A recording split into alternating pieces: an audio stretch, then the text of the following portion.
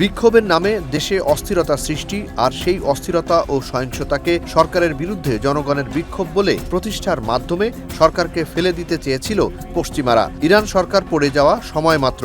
সারা পৃথিবীতে এমন খবর ছড়ায় পশ্চিমা গণমাধ্যমগুলো। তবে সরকারের সমর্থনে ইরানি জনগণ রাস্তায় নামলে বেরিয়ে আসে আসল তথ্য। আর সেই ভয়ানক তথ্য যারা ছড়িয়েছিল সেই পশ্চিমা দেশগুলোর রাষ্ট্রদূতদের ডেকে এনে সচক্ষে দেখালো ইরান।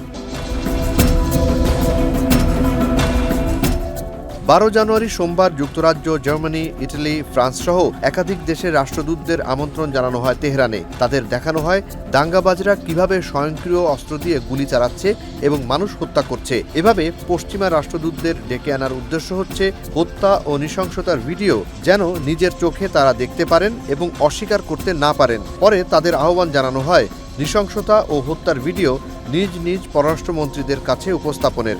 কারণ একদিন আগেই লন্ডনের ইরান দূতাবাসে দাঙ্গাবাজদের বিশৃঙ্খলার ঘটনায় যুক্তরাজ্যের রাষ্ট্রদূতকে তলব করে আনুষ্ঠানিকভাবে কারণ দাবি করেছিল ইরান। একদিকে কূটনৈতিকভাবে প্রশ্ন তোলা, অন্যদিকে তথ্য প্রমাণ সরাসরি চোখের সামনে তুলে ধরা। এভাবে পশ্চিমাদেরকে ডিপ্লোম্যাটিক মাস্টার স্ট্রোক মারে ইরান।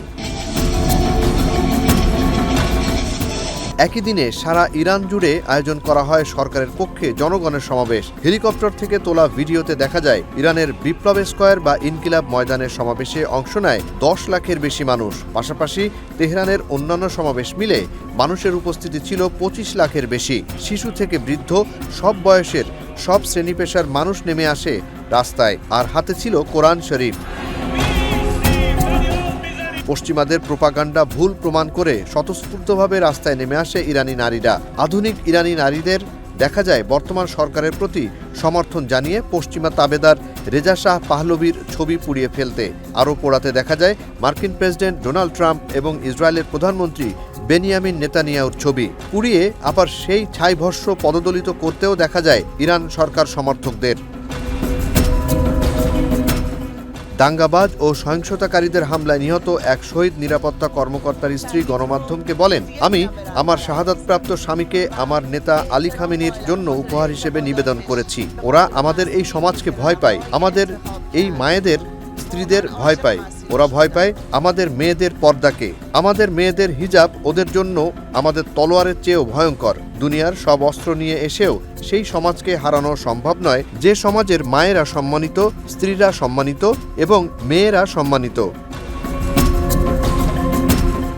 এদিকে ইরানের সর্বোচ্চ নেতা আয়াতুল্লাহ সাইয়েদ আলী খামেনেই জাতির উদ্দেশ্যে বেশ কয়েকটি গুরুত্বপূর্ণ বার্তা দেন। তিনি বলেন, দৃঢ় সংকল্পে পরিপূর্ণ এই বিশাল মিছিল সমাবেশ বিদেশি শত্রুদের পরিকল্পনা ব্যর্থ করে দিয়েছে। তারা দেশীয় ভাড়াটেদের মাধ্যমে এই ষড়যন্ত্র বাস্তবায়ন করতে চেয়েছিল। তিনি আরও বলেন, শত্রুদের সামনে নিজেকে দৃঢ় সংকল্পবদ্ধ এবং আত্মপরিচয় তুলে ধরেছে ইরানি জাতি, যা যুক্তরাষ্ট্রের জন্য এক সতর্ক বার্তা। ইরানি জাতির সফলতা ও রক্ষায় মহান খোদার কাছে সাহায্য প্রার্থনাও করেন তিনি। জুনায়েদ আলী সাকি, বৈশাখী সংবাদ।